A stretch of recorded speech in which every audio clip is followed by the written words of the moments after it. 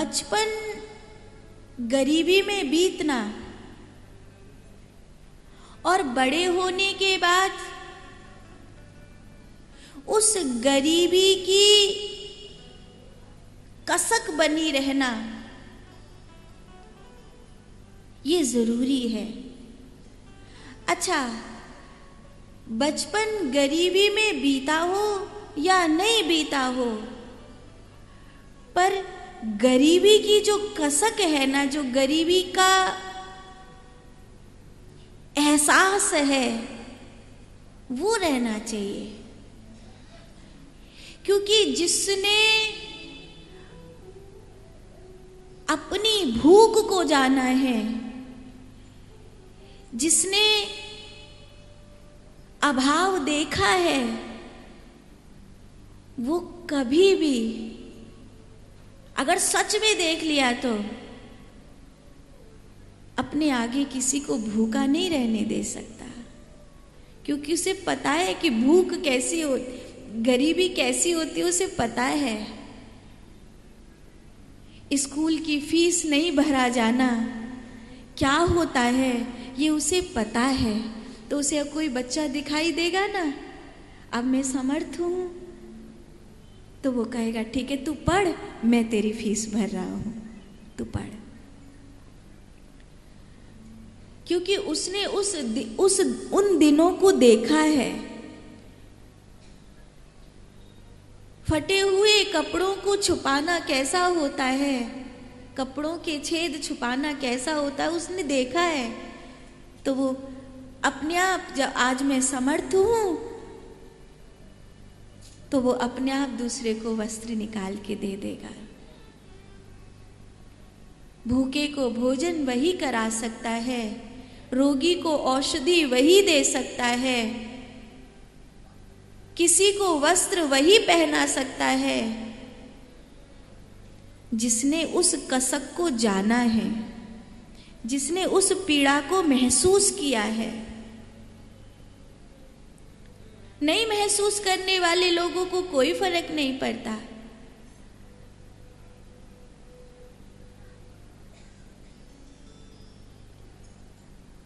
सोच भी नहीं करना चाहिए कल मेरे पास नहीं था, अगर आज है तो अकड़ना नहीं चाहिए। कल मेरे पास बहुत था, आज नहीं है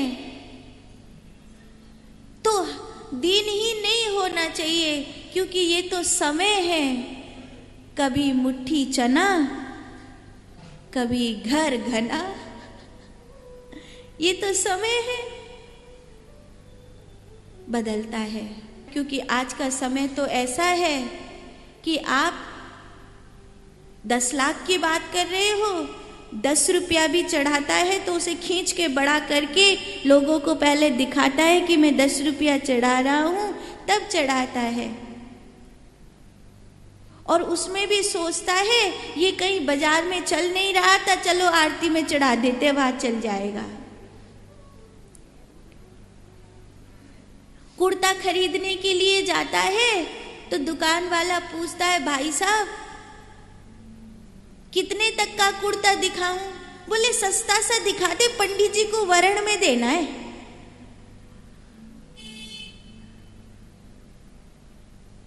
इंसान तो ऐसा हो गया है, अरे दान में देनी है छतरी, सस्ती सी दिखा।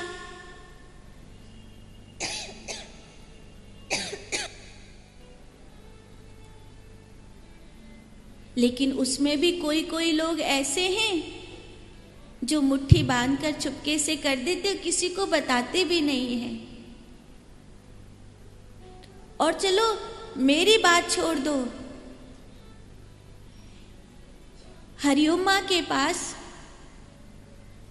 जब हम गैया मैया के लिए भूमि तय कर चुके थे और हमें 4 महीने के भीतर भीतर वो करोड़ों रुपया देना ही देना था, उस समय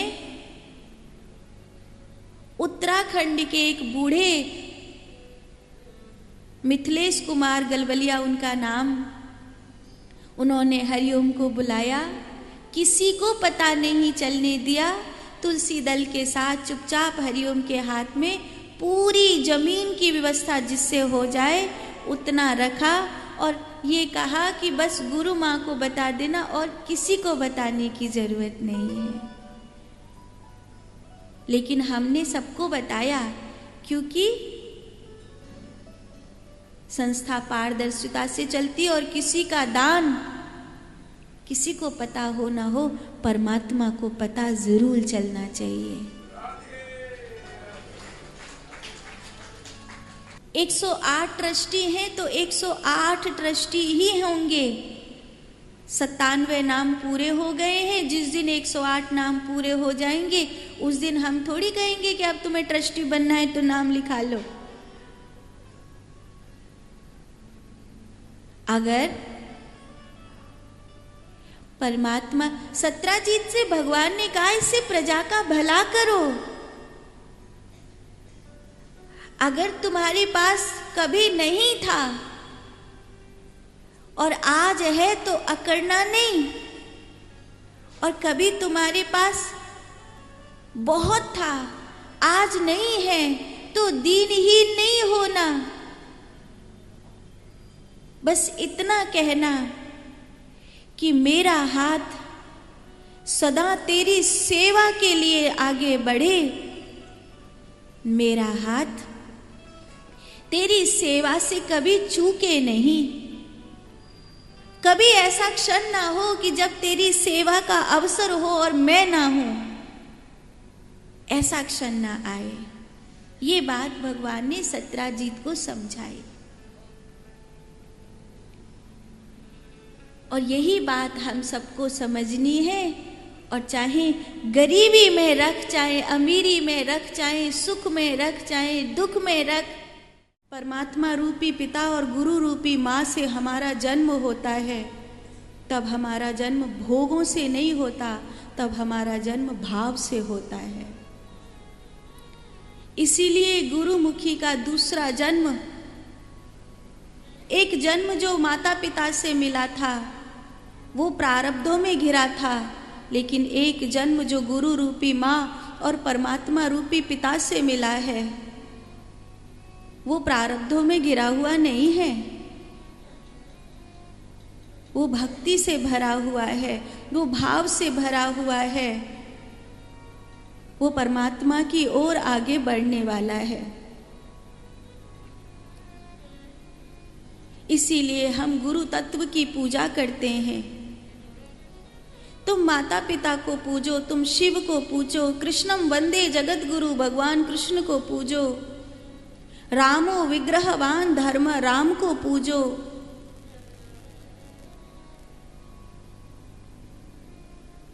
परम भक्त परम सेवक श्री हनुमान जी को पूजो। तुम पूजा इस समय गुरु तत्व की ही कर रहे हो। जो तुम्हारा धन्यवाद है वो गुरु तत्व को है इस समय।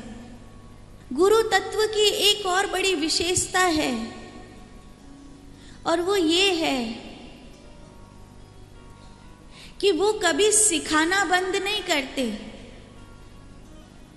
वो हमेशा सिखाते रहते हैं।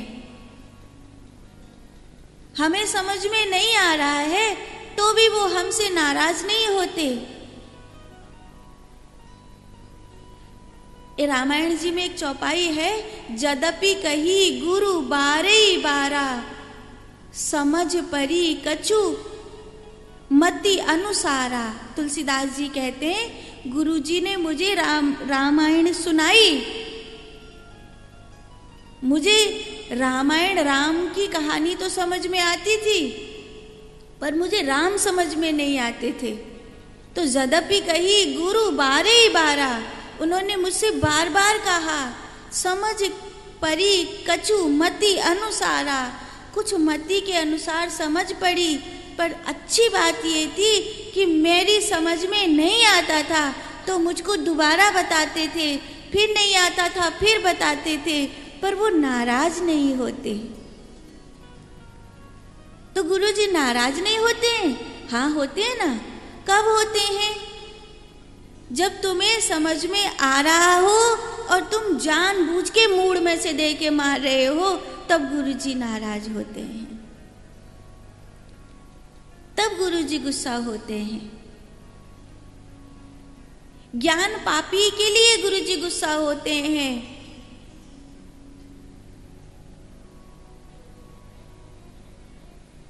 गलती करो, 1000 गलती करो, लाख गलती करो, करोड़ गलती करो, पर अपराध मत करो। गलती की क्षमा मिलेगी, अपराध की क्षमा कैसे मिलेगी?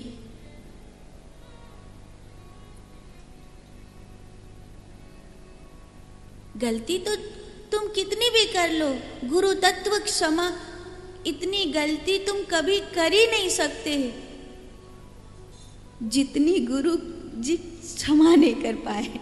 इतनी गलती तुम कभी नहीं कर सकते, कभी नहीं कर सकते। इतनी गलती तुम कर ही नहीं पाओगे जितनी वो क्षमा न कर सके।